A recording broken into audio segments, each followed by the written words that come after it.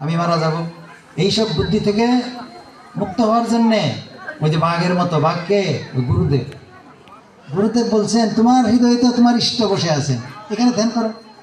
করতে করতে দেখা যাবে ওর শরীরটা বাইরের জিনিস, সেই ইষ্টই আসল। সেই ইষ্টকে, সেই ঈশ্বর আত্মা, তাকে যখন জানতে পারি আমাদের মৃত্যু হয়ে চলে যায়।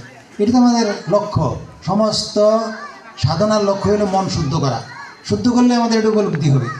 আমরাও তো বলি মাঝে মাঝে, কী বলি, আমি আছি। এটা কারো সন্দেহ হয়? আমি আছি, সবারই চিন্তা করেন আমি আছি, আমিও অনুভব করি, আমি তো অনুভব করি, আর কেউ করে? আমি অনুভব করছি, এটাও সন্দেহ হয় না। আর আমি ভালোবাসি, এটা এই সম্বন্ধে কারো সন্দেহ হয় না। এটা হলো সচ্চিৎ আনন্দ, সৎস্বরূপ ঈশ্বর পরম কৃষ্ণ সচ্চিদানন্দ বিগ্রহ। সেই সচ্চিদানন্দ কৃষ্ণ, সচ্চিদানন্দ শিব, সচ্চিদানন্দ ব্রহ্ম, এই তিনিই আমার অন্তরে, আপনার অন্তরে, সকলের অন্তরে বসে আছেন। এই তাকে দেখলেই হয়, তাকে দেখলেই হয়। শ্রীমা সারদা দেবী কথা বলছে, শ্রীরামকৃষ্ণ বলছিলেন, তুমি কি আমাকে সংসার পথে টেনে নিতে এসেছো? না না, তোমার কাজে সহায়তা করতে এসেছি। ঠাকুরের কাজটা কি? ঠাকুরের কাজ, ঠাকুর এই দুঃখে যন্ত্রণায় যারা করছে, তিনি সত্য আনন্দ অনুভব করেছেন, সকলকে তাই দিচ্ছেন। হ্যাঁ, যারাই এসছে, ঠাকুর শুয়ে আছেন, শরীর খারাপ, ঠাকুর ঠাকুর কত দূর থেকে এসছে, একটু ভগবানের কথা শুনে যাক। এবং ভক্তরা তার কাছে আসছেন দুঃখে যন্ত্রণায়। ওই গিরিশ ঘোষ, হ্যাঁ, কত খারাপ কাজ করে, মদ খায়, তবু ঠাকুরের কাছে এসছে। আরও অন্যান্য যারা, নরেন্দ্র, স্বামী বিবেকানন্দ যিনি পরের, নরেন্দ্র, তার বাবা মারা গেছে, সংসারে কত দুঃখ কষ্ট, শ্রীরামকৃষ্ণের কাছে এসছেন। সবাই দুঃখ দূর করবার জন্য এসেছেন। তা শ্রীরামকৃষ্ণ সকলকে একটা আশীর্বাদ করেছেন, তোমাদের চৈতন্য হোক, এই আশীর্বাদ। যদি আমাদের চৈতন্য হয়, আমরা তখন বুঝতে পারবো চৈতন্য হলে কি হয়। চৈতন্য হলে শ্রীরামকৃষ্ণ নিজেই বলেছেন যে এক সাধু এক আশ্রম থেকে বেরিয়ে ভিক্ষা করতে গেছেন। তো এক জমিদার একজনকে খুব মারছে। তা সাধু গিয়ে বলছেন, ওকে মারবেন না, মারবেন না। জমিদার এত রেগে আছে, সাধুকেই মেরে দিয়েছে। মারলে সাধু অচেতন হয়ে পড়েছে, সকালে খায় নাই। তখন মঠে খবর দিয়েছে, তোমাদের এক সাধুকে মেরেছে। তো সবাই ধরাধরি করিয়ে বাড়িতে নিয়ে এসে, মঠে নিয়ে এসেছে।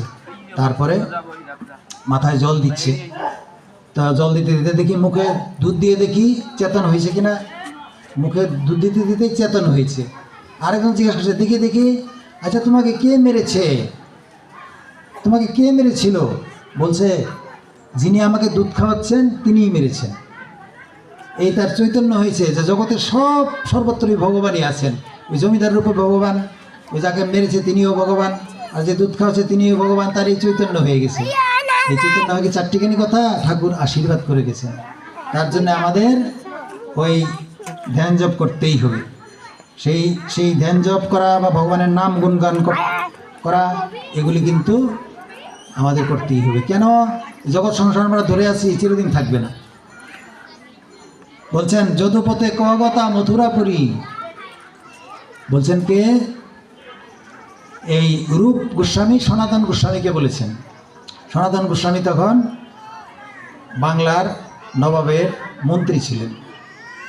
তা রূপ গোস্বামী সংক্ষেপে লিখেছেন, যদুপথে কগতা মথুরাপুরী, রঘুপথে কগতা উত্তর কুশলা, ইতি বিচিন্ত কুরুষ্য মনস্থিরম, নসদ ইদং জগৎ ইতি অবধারয়। মানে কি?